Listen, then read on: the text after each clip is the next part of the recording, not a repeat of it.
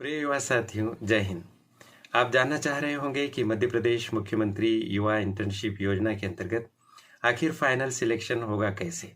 Selection के लिए कुल कितने अंक सुनिश्चित किए गए हैं, इन अंकों का विभाजन किन किन भागों में किया गया है और इन भागों में किए गए अंकों के विभाजन के आधार पर आप कैसे अधिकतम अंक प्राप्त करने में सफल रहेंगे।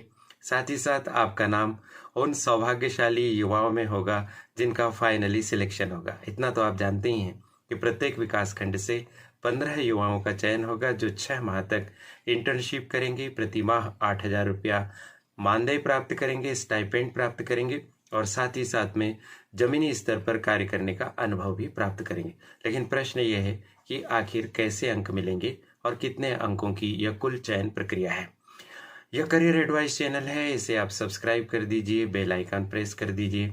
बहुत बहुत धन्यवाद। तो साथियों, आप में से अधिकांश युवाओं ने इस परीक्षा के लिए आवेदन किया था। साथ ही साथ आप लिखित परीक्षा और इंटरव्यू की प्रक्रिया से गुजर भी चुके हैं, लेकिन अभी भी आप में से अधिकांश साथी पूरी तरह से इस बात को नहीं जानते हैं कि इस चयन प्रक्रिया में एक हिस्सा और है जिसकी जानकारी आपको नहीं है। साथियों, यह पूरी परीक्षा 100 अंकों की है। इस 100 अंकों के 2 केंद्र बनाए गए हैं।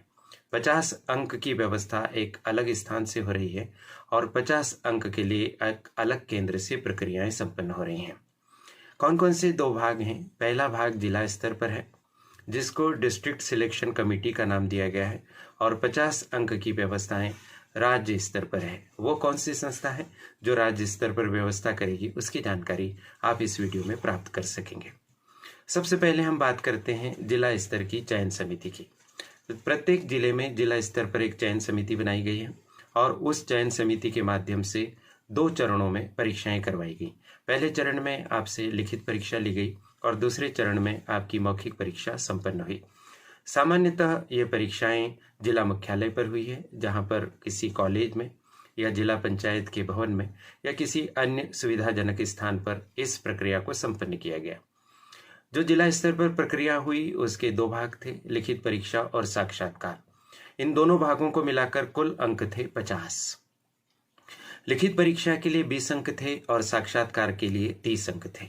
याद कीजिए, आप जैसे ही इंटरव्यू देने के लिए पहुंचे होंगे तो आपको पहले लिखित प्रक्रिया से गुजरना हुआ होगा। आपको एक पेपर दिया गया होगा, एक प्रश्न पत्र दिया गया होगा जिसमें कुछ एंट्रीज थी और साथ ही साथ 2 प्रश्न थे। प्रत्येक प्रश्न के बाद उत्तर लिखने के लिए कुछ खाली स्पेस भी था। ये जो 2 प्रश्न थे उसमें से एक प्रश्न मुख्यमंत्री युवा इंटर्नशिप योजना के संबंध में था और दूसरा प्रश्न आपके विकास खंड की समस्याओं और उसके समाधान पर आधारित था। यदि आपने इन दोनों प्रश्नों को गंभीरता से लिया होगा, इसके उत्तर को आपने अच्छे अक्षरों में तर्कों के साथ, तथ्यों के साथ प्रस्तुत किया होगा, तो 20 में से आप अधिकतम अंक प्राप्त कर सकेंगे। लिखित परीक्षा के उपरांत आपका साक्षात्कार हुआ था, जिसमें एक इंटरव्यू बोर्ड के द्वारा आपसे कुछ प्रश्न पूछे गए थे। इंटरव्यू बोर्ड में सामान्यतः 3-4 सदस्य अलग अलग जिलों के हिसाब से थे, जिसमें प्रशासनिक अधिकारी भी थे, नेहरू युवा केंद्र के एक सज्जन थे, साथ ही साथ Atal Bihari Vajpayee institute of good governance and policy analysis नामक संस्था के जो CM फेलो सर थे वो भी उसमें सम्मिलित थे। राष्ट्रीय सेवा योजना के जिला संगठक भी उसका एक हिस्सा थे। इन सभी ने मिलकर आपसे प्रश्न पूछे थे। कोई 5-7 प्रश्न आपसे पूछे होंगे और इन प्रश्नों के माध्यम से इंटर्नशिप योजना के प्रति आपकी समझ, कल्याणकारी योजनाओं के बारे में आपकी जानकारी, समाज की आवश्यकताओं के बारे में आपकी मालूमात, आपके कार्य करने की तत्परता, आपके पास उपलब्ध 2 पहिया वाहन, स्मार्टफोन आदि की सुविधाएं, आपकी अनुसंधान की प्रवृत्ति आदि के बारे में जानकारी प्राप्त की गई होगी।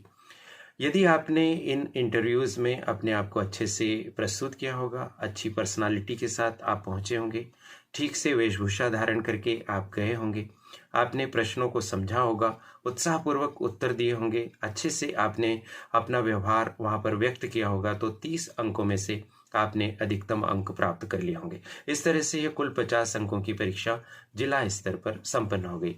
50 अंकों में से आपने जितने भी अंक लिए होंगे वो आपके अंतिम चयन को प्रभावित करेंगे। अब दूसरा भाग जिसकी जानकारी बहुत कम युवा साथियों को है वो ये है कि 50 अंकों का मूल्यांकन आपने जो ऑनलाइन आवेदन करते समय एप्लीकेशन दिया था, उस एप्लीकेशन के इवेल्युएशन के आधार पर होगा, यानी आवेदन के मूल्यांकन के आधार पर आपको 50 में से अंक मिलेंगे।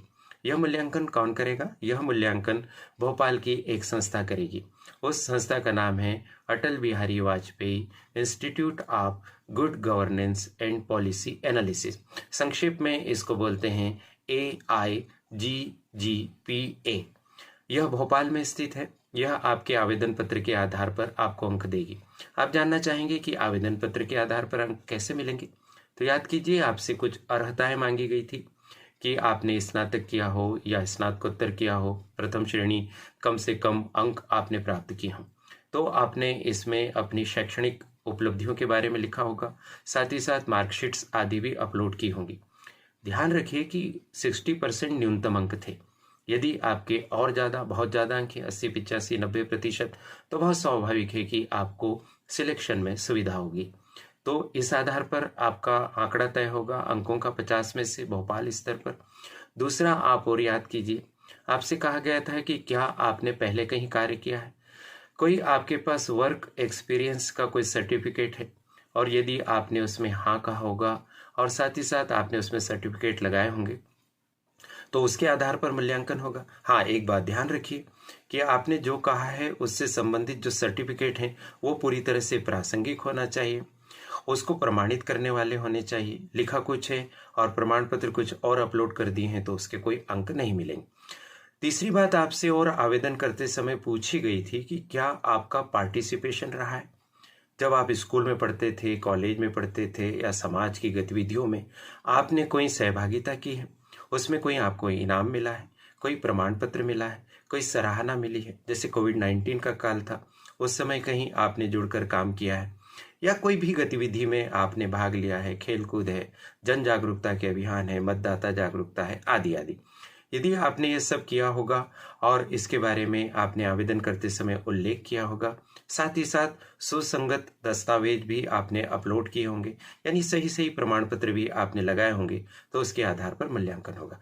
अब आप काफ़ी कुछ समझ चुके होंगे कि भोपाल स्तर पर जो आपको 50 में से अंक मिलेंगे, उसमें से कुछ अंक आपके रहेंगे आपकी एजुकेशनल क्वालिफिकेशन के आधार पर, कुछ अंक आपके रहेंगे वर्क एक्सपीरियंस के आधार पर, और कुछ अंक आपको प्राप्त होंगे पार्टिसिपेशन के आधार पर। अगर आपके तीनों ही क्राइटेरिया बहुत अच्छे रहे, अच्छे शानदार परसेंटेज हैं, शानदार आपका कार्य का अनुभव रहा है और साथ ही साथ आपने पार्टिसिपेशन में भी बड़ी उपलब्धियां हासिल की हैं, तो बहुत स्वाभाविक है कि 50 में से आप बहुत अच्छे अंक ला पाएंगे। तो इस तरह से यह तराजू के दो पलड़े हो गए। 50 अंक डिस्ट्रिक्ट लेवल पर हो गए, 50 अंक स्टेट लेवल पर हो गए, और दोनों ही जगह आपका प्रदर्शन बहुत अच्छा होना चाहिए। लिखित परीक्षा बहुत अच्छी, साक्षात्कार बहुत अच्छा, ताकि आप इधर से अच्छे अंक ला सकें। इसी तरह से एप्लीकेशन जब आपने भरा था उस समय भी आपके पास उपलब्धियां बहुत अच्छी रही होंगी, तो 50 में से उधर बहुत अच्छे अंक मिलेंगे। तो आपके जो टोटल अंक आएंगे वो टोटल अंक आपका स्थान मेरिट में सुनिश्चित करने में बहुत मददगार होंगे, क्योंकि आवेदक बहुत ज़्यादा हैं कहीं कहीं विकास खंडों में, और बहुत ज़्यादा आवेदक होने की वजह से प्रतियोगिता बहुत ज़्यादा है। ऐसी स्थिति में पहले 15 में आने के लिए आपको दोनों जगह अपने प्रदर्शन को बहुत संतुलित रखना होगा। इस तरह से आपका मूल्यांकन होगा। 100 में से जो अधिकतम अंक लाएंगे उनका सिलेक्शन हो जाएगा। ये महत्वपूर्ण बात थी जिसकी जानकारी बहुत कम हमारे युवा साथियों को थी। आज करियर एडवाइस चैनल ने इस उपयोगी जानकारी को आप तक प्रेषित करने का मुझे अवसर प्रदान किया। इसके लिए चैनल की संचालिका प्रीति गुलवानिया जी और उनकी परिश्रमी टीम के प्रति बहुत बहुत आभार। आपको सिलेक्शन के लिए शुभकामनाएं। नमस्कार।